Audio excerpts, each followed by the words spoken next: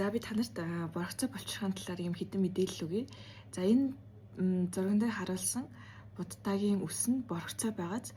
За энэ ямар учиртай гэвэл боргоцоо булчирхаагаа бид нар ашиглаж чадах юм бол тийм одоо энергийн өндөр түвшин болон өндөр гэгэрлийн хүчийг бол олж авдаг байх нь.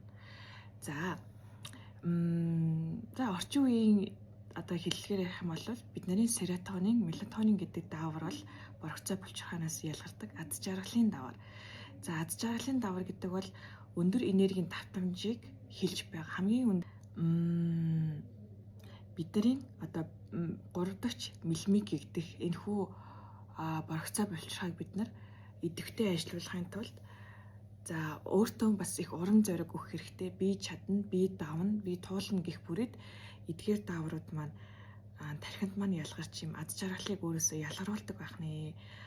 За сөрөг бодол, сөрөг төлөвт орох бүрд таны дааврууд мөн адил ялгархаа болж тэр сөрөг зүйлээ өөртөө одоо дуудах боломжийг бол бүрдүүлдэг гэсэн үг.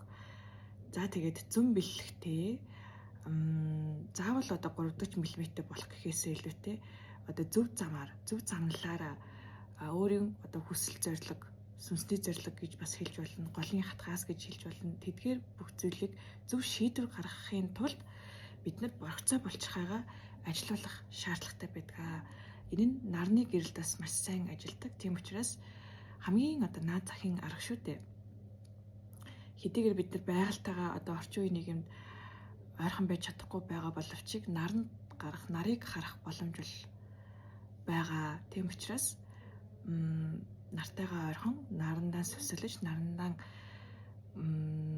одоо за бүр ингээд гадаагаар наранд мөрөгдгмө гэхэд ядаж сүү өргөөд холбоосыг тэр нарны оршихуй тэр өндөр гэрлийн оршихуйтай холбогдож бид нар энэ даавруудынхаа учрыг олох хэрэгтэй.